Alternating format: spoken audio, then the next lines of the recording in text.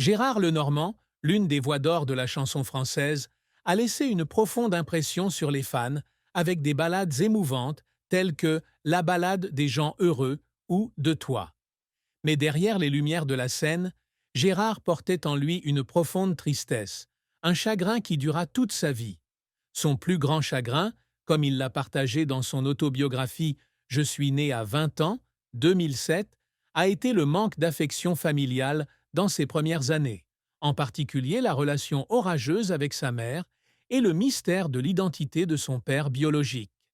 Gérard est né le 9 février 1945 au château de Bénouville, dans le Calvados, en Normandie, dans une maternité pour femmes dans le besoin. Sa mère, Madeleine Lenormand, alors âgée de seulement 16 ans, lui donne naissance sans révéler l'identité de son père. Un soldat allemand prénommé Erich, violoniste et chef d'orchestre dans l'armée d'occupation. Cette vérité n'a été révélée que lorsque Gérard avait 35 ans, par un appel téléphonique surprise de sa mère. Dans une interview accordée à Gala, 2023, Gérard se souvient « Quand ma mère m'a appelé et m'a dit « Gérard, je vais te montrer ta sœur », j'ai eu l'impression de recevoir un coup de massue. Non seulement j'ai découvert que j'avais une sœur, mais j'ai aussi su qui était mon père. Mais je ne l'ai jamais rencontré, et cela a laissé en moi un vide incommensurable. Le manque d'amour et de soins de sa mère a laissé l'enfance de Gérard remplie de solitude. Il a grandi dans un désert émotionnel et intellectuel, comme il l'a décrit un jour, déménageant de Paris à Issoire, vivant avec une mère froide et parfois violente. Dans France Dimanche, 2023, il révèle que sa mère lui a un jour jeté des casseroles et des poêles, laissant des cicatrices émotionnelles qui n'ont jamais guéri. Je n'ai pas été aimé ni accueilli. J'ai grandi avec le sentiment d'être une erreur, un fardeau, a-t-il déclaré. Cette tristesse n'est pas seulement l'absence d'affection familiale, mais aussi le sentiment d'être rejeté et abandonné par les personnes mêmes qui auraient dû le protéger.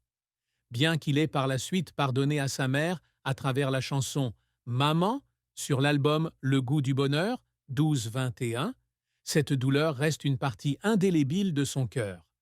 La carrière de Gérard Lenormand est un parcours inspirant, des jours difficiles au sommet de la gloire.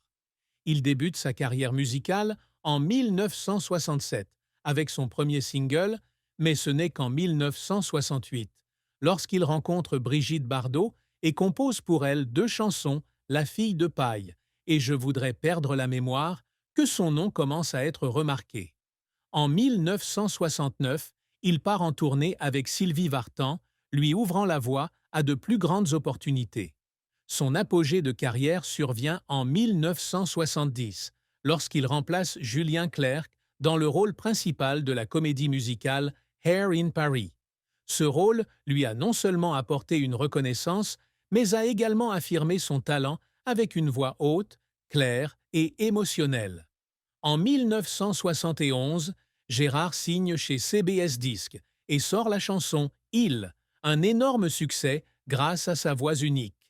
Suivent De toi, 1972, qui atteint la deuxième place des charts français, et La ballade des gens heureux, 1975, qui devient l'une des chansons emblématiques de la musique française.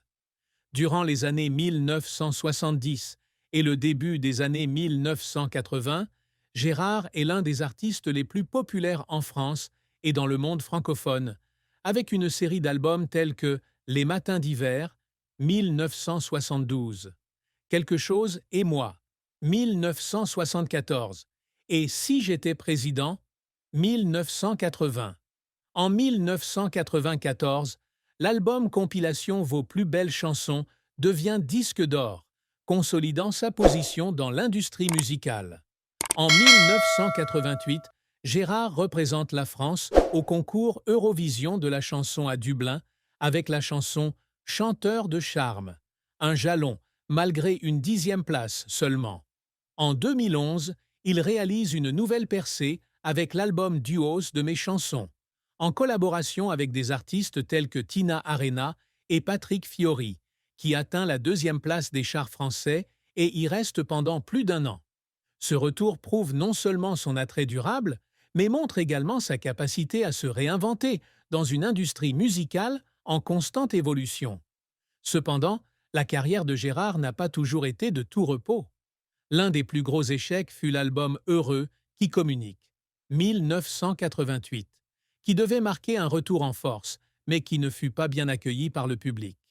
Cet album, au style plus moderne, n'a pas réussi à recréer l'attrait de ses succès précédents, envoyant Gérard dans une période de doute. J'ai essayé de changer, mais le public voulait que je sois Gérard de la ballade des gens heureux. J'avais alors l'impression d'avoir perdu mon chemin, a-t-il confié à l'Union, 2023. Participer à l'Eurovision 1988 fut également une expérience controversée.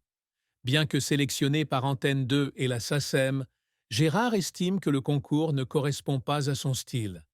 Après avoir atteint seulement